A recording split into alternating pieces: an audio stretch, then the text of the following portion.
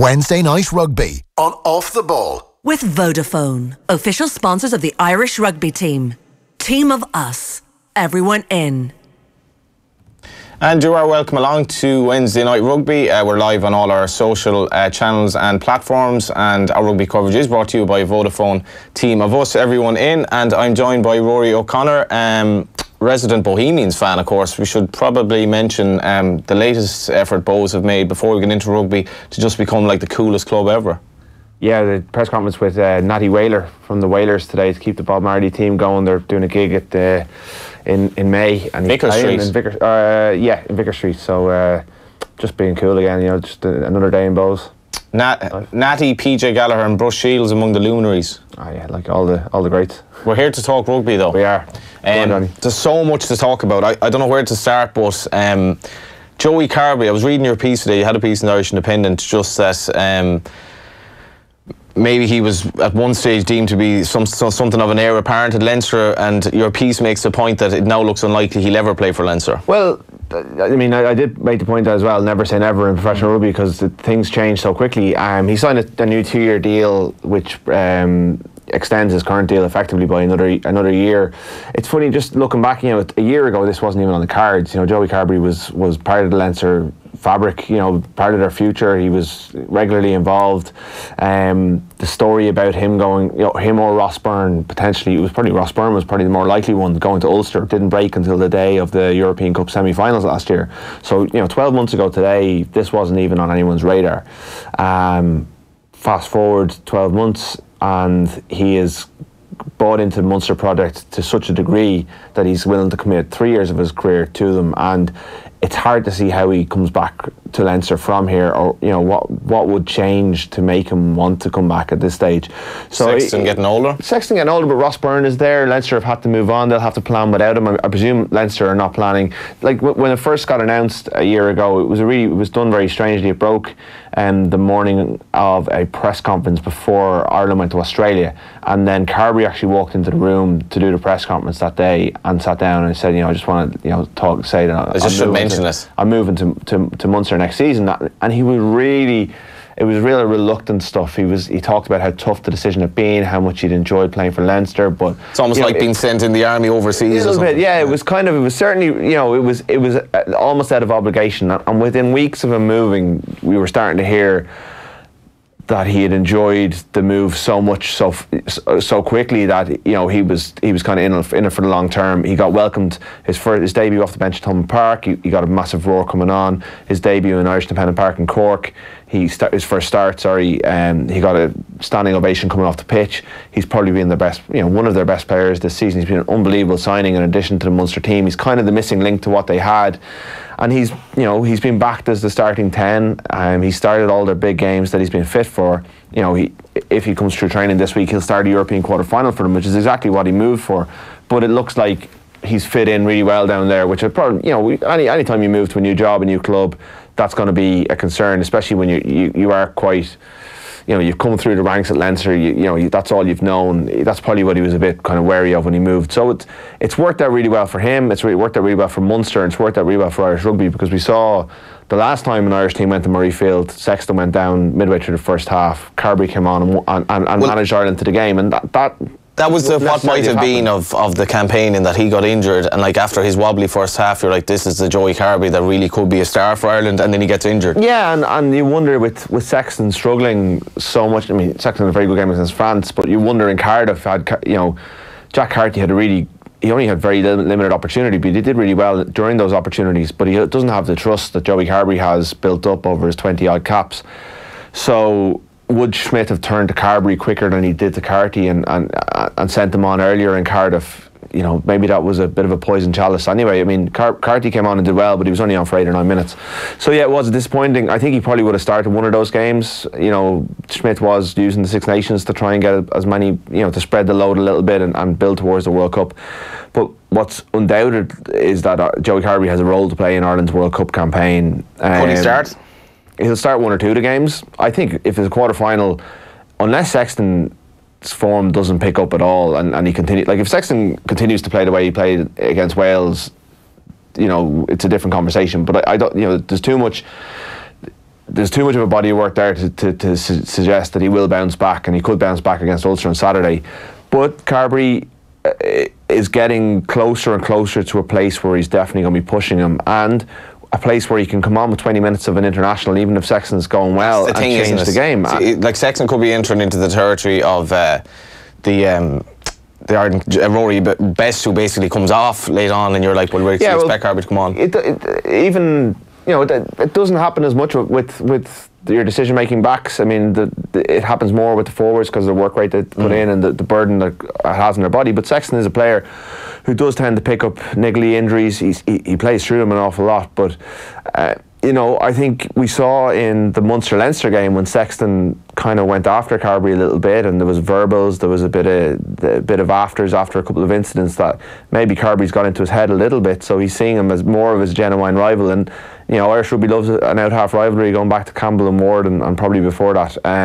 So you can only play one out-half. You can only play one out. Well, I mean, Carbery's a guy who can come on at full-back and do a job. No, that's really big job now, is it? Probably, but I think when you got a guy on the bench, he can come on anywhere and affect the game, because anyone can go down at any time. And I like the idea of, like, Bowden Barrett for New Zealand in 2015 was the heir apparent to Dan Carter, but they were happy enough to let him come on and change the game. Carbery's not as quick as Barrett, but he's a really exciting attacking player and offers something different from 15.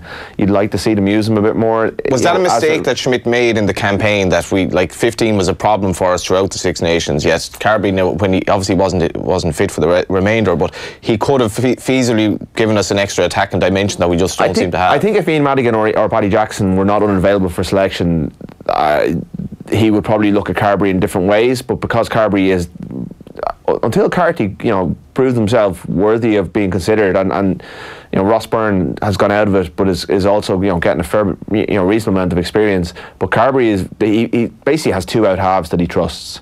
And I think he just thinks that every minute Carbery has on the pitch with Ireland should be in the number 10 slot, because every minute he gets, the more he learns, and he doesn't want to mess around with that. But I think if he's playing a World Cup quarter-final and Sexton's going well, kicking his goals, and he needs to change the game or he needs to change the pace, it is an option for him, and it allows him to make different decisions around his bench as well, because Carbery covers those different positions. How important is the coaching staff at Munster in this decision? It must be. You can only, everyone at Munster signed on for another 2 years or another couple of years this season. All the news out of Munster, they lost Donncha Ryan 2 seasons ago. They lost Simon Zebo last year. Both really important homegrown players. Their internationals have generally all signed on, but this year it's been, pretty much contract extension after contract extension. Their squad will be the same going into next year. They might add one or two more. We haven't had any announcements yet, but that is a vindication of the work that Van Gran, that Felix Jones, Jerry Flannery and JB Ferreira are doing at Munster, quietly improving them. I mean, I think they are capable of going on and winning the European Cup this year, which I didn't really believe they could last year or the year before, largely due to the addition of Tadhg Beirne and Carbery.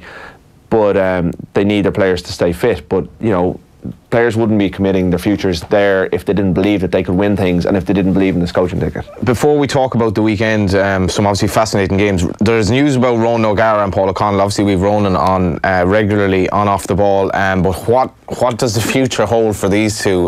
Because it's just going to be intriguing one way or the other. Well, you mentioned the Munster coaching position, and the conventional wisdom is that one day the future holds a role together at Munster. I mean, O'Gara talked about it a couple of seasons ago when he was at Racing, how he'd love to come back with O'Connell, and they kind of don't really talk about it publicly anymore. But I think, long term, a lot of Munster fans would like to see that. But, right now, Johan van Graan has the job and there's no reason to move on from him. So what they're doing is they're going around the world and they're building experience.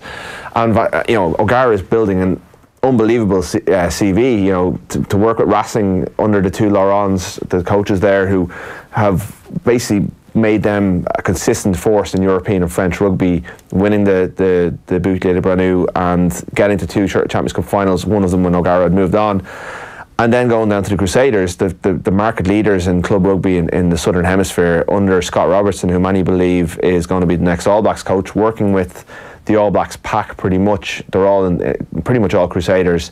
Richie Mo'unga, a really good 10, and a backline that's capable of opening up any team, and he's coaching their attack. He's just building and building his experience post one of the most impressive playing careers we've ever had in Ireland. So, O'Gara's next step is whether he comes back to Europe or not. And obviously there is strong talk that he will be part of the French coaching ticket at the World Cup. Midi Olympique reporting that his short-term appointment as France's defence coach in Jacques Brunel's struggling setup will run until July. Will run from July until after the World Cup. And he told Joe on Monday that that's probably jumping the gun, that he had contact from an agent. So I think there's obviously merit to the story. There's obviously something there. Personally, I'd like to see the IRFU come in and hijack the move. I'd like to see him involved with Ireland. I think, that experience that he has. I think just as an assistant, I mean, whether... And that's still up in the air. Well, the Irish coaching team is pretty solid. It's been the same since Andy Farrell came on board. And Greg Feek has gone back to New Zealand after the World Cup, as well as Joe Schmidt. But Ireland looked like a setup that could do with a fresh idea, fresh voice during the Six Nations. The two halfbacks are playing poorly. O'Gara was a rival to Sexton, turned a coach and confidant during his time in Paris, and Conor Murray was once his halfback partner. He knows those two players really, really well. He's been working with in the league with the best unstructured attack in the world, and that's what Ireland will be missing, is that kind of unstructured play. He can get it, he can take the pressure off Andy Farrell on the defensive side. He can work on the skills. I mean, we hear there's no egos within the Irish setup. Like, if people aren't worried about toes being stepped on, why not get him in? I mean, what like having a legend like O'Gara in your setup at a pivotal time. He's worked in the setup before on the tour of America a couple of years ago. He said he dropped into them in Chicago last November when they were over there for the Italy game. I just, personally, if why let this asset that, I would say at the drop of a hat he would sign on for this. Why let this asset go to France? He's clearly in demand. He's clearly worth something. Whether Schmidt thinks that what he has is fine, he probably does. But I just think that would be great. But not Schmidt's call though, or is it Schmidt's call? No, it will be Schmidt's call. Yeah, no, it's his coaching ticket, and he and David Nucifora will make those decisions together. You think he could bring O'Gara in potentially? I don't think he will, but I just think he should. I think O'Gara will probably be with France, judging by the old no smoke without fire law, and the French media don't often get these things wrong. They're often very well briefed, and I think from his perspective, it's a no-brainer. Having that experience I've talked about already, then go to a World Cup, and it's not going to be on him if it doesn't go right.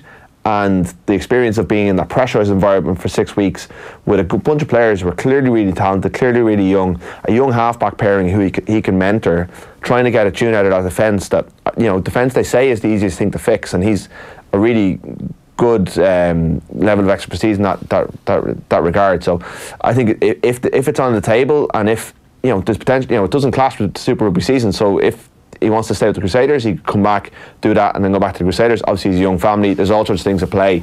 His contract with the Crusaders is up at the end of this Super Rugby season. It's been a one-year deal rolling so far. He may want to come back to Club Rugby. You can ask him the next time he's in it himself. And then there's O'Connell, who's leaving Stade Francais at the end of the season and says he's not going to take up a role, or doesn't envision himself taking up a role with another club. What's happened there? It's just turned a bit sour. It seems like there's a lot of cooks in that club. Heineke Meyer the former Springboks coach, took over with a heavy South African influence within the coaching team. John McFarland, an Irish guy who ended up being a Springbok assistant, is in there with him. A couple of others. Mike Prendergast, former Munster scrum half, who's built a really strong coaching resume himself in France. And it seems like there's a lot of cooks. Maybe the atmosphere is not great behind there. O'Connell hasn't talked about it publicly yet. He's just made a statement. Toulon was the one that people were talking about. That would be, for a guy who's so organised, so driven. Toulon's a bit of a basket case, with the club owner being really, really influential. I'm not sure how well that would fit. What are his other options? It'd be a nice place to go. I don't think he's in any desperate need to work. I think he could sit things out until the right opportunities come along. I think there's going to be a huge amount of movement in the coaching world after the World Cup.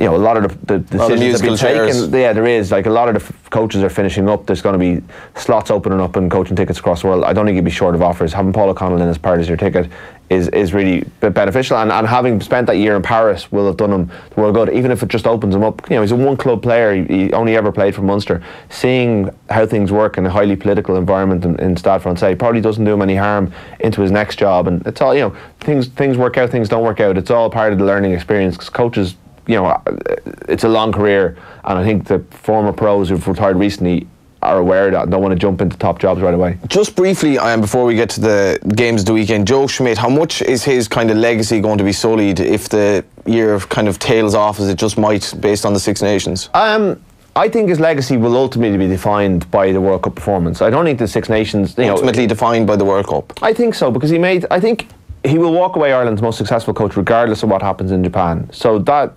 if that's his legacy... That is his legacy. He's won 3 Six Nations, 1 Grand Slam in 6 attempts. That's unbelievable. His win percentage, I don't have it on top of my head, but it's better than all of the other coaches that have gone before him. He will walk away regardless of what happens. But he had the chance to walk away in 2017, and he decided to stay on. Everything he's done in the last 3 years has been building towards this point and succeeding in Japan. And I think he will be disappointed. No one's going to say it's a failure. Like, it's not a failure. Like, it's been a remarkably successful period in Irish rugby, but at the same time, you remember your last meal, I suppose. What would differentiate him? Declan Tinney won a Grand Slam. He wasn't as consistent, but he won a Grand Slam. Eddie O'Sullivan was unbelievably consistent through all of the Six Nations that Ireland finished second, won Triple Crowns from a lower base. The World Cup. Schmidt has taken. They've all got to the quarter-final of the World Cup. To really truly differentiate this Irish team and this Irish setup from other Irish setups would be to take that next step and reach the last 4 and maybe do more. And they're capable of doing it, and they've demonstrated with the consistency of 21 wins in 24 games, even though things have gone badly recently, that they can. So, I think it would tarnish it a bit, but he would still walk away as Ireland, to use an American phrase that I don't particularly like, winning this coach. So it doesn't ruin anything. It just, he judges himself by high standards, and he stayed for this particular reason. Otherwise, I think he'd be back in New Zealand taking the break that he wants to take. You mentioned Conor Murray. So what do we expect from Munster? Tough test in Edinburgh, and are these players like going to automatically sort of discover their form? Well, I think we're all kind of hoping that the players will go back into their provincial environments, and the change of pace, the change of voice, the change of location will help them get over what was a very disappointing day in Cardiff. Whatever about the whole campaign, they started with a gut punch and they finished with a gut punch as well. So Murray and Sexton in particular are the ones I think people look at whose form. Sexton's form deserted him in Cardiff. I've just never seen him perform that way. Murray, I think, actually probably picked up as he went along, but still hasn't gone anywhere near the levels that we know he can reach. And Van Gran said on Monday, he was down at the press conference, that he expects him to get back to the standards that Munster fans know the reasons they know and love him. The level of accuracy that he brings to everything he does. I just think his pass hasn't been as zippy as you might like, but I think he's going to have a really important role, because Edinburgh are a team who like to keep things tight. They're a team who like to go through you, the set piece, the kicking game. It's going to have to be on the money. Munster were in a really tough pool and did really well to get out of that pool, but what it did was they weren't able to pick up enough points that would give them that home quarter-final that's been so beneficial to them. So they're going away to a crowd, like there'll probably be at least a quarter of the crowd from Munster, if not a lot more. But still, you're talking about 40,000 in it's not the most intimidating of away venues, but you're still going away from home. It's a tough task. And what do we expect from Carberry? Like, he's obviously likely to start? But he hasn't played since, like, he's gone back to Murrayfield having not played since that day when he's had a hamstring injury, so he probably hasn't had a huge amount of time on the pitch.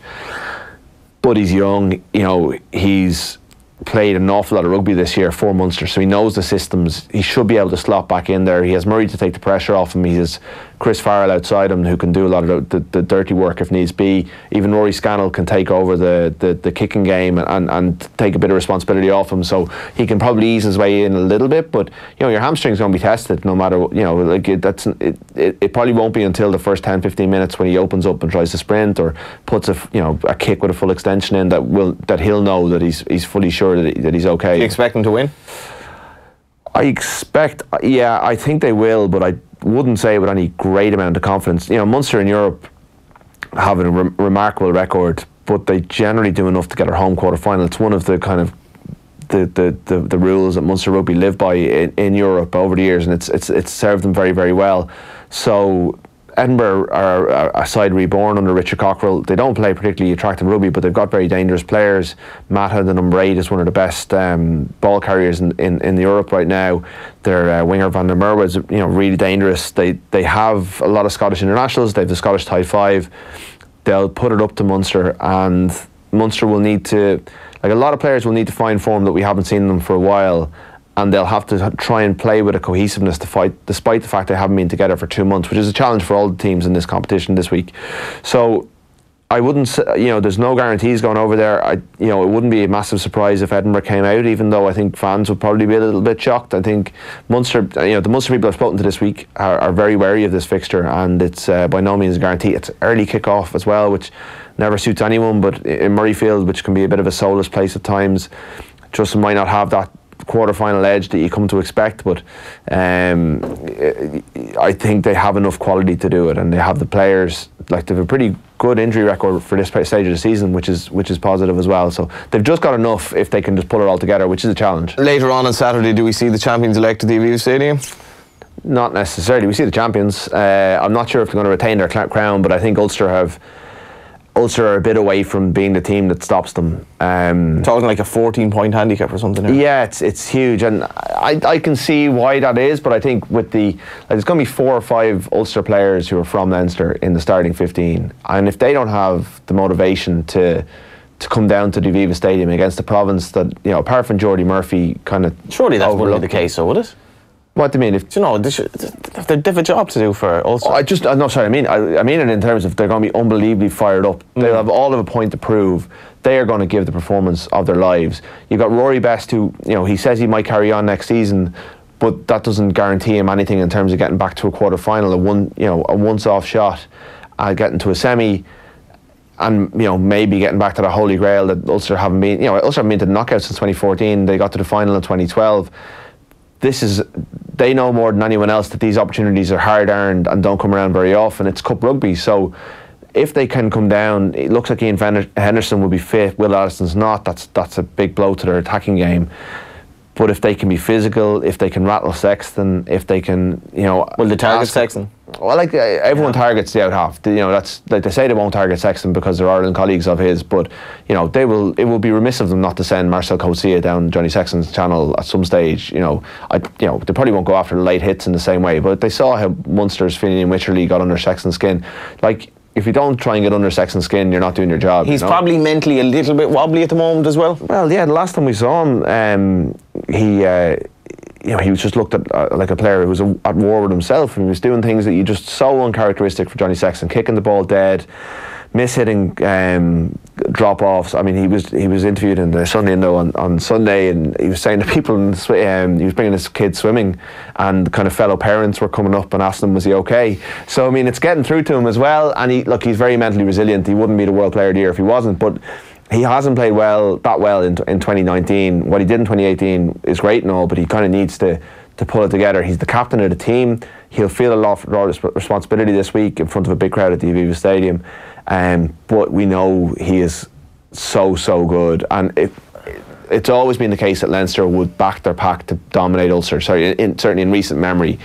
And if they can get that front foot ball, if Luke Moran getting the ball on a silver platter, he should be able to dictate the play. And it would be a great way for him to wash away those Cardiff Blues by getting it back on track. And just briefly, you're not going to be in Dalymount for sold-out Bohemians against Pats. You're in my hometown, obviously Galway, Sale Sharks and Connacht. No, it's away. I'm in Manchester. You're in Sale, rather. But this is a big test for Connacht. It is. They played each other twice already in the pool stages. They Sale won the home fixture, Connacht won the game in Galway.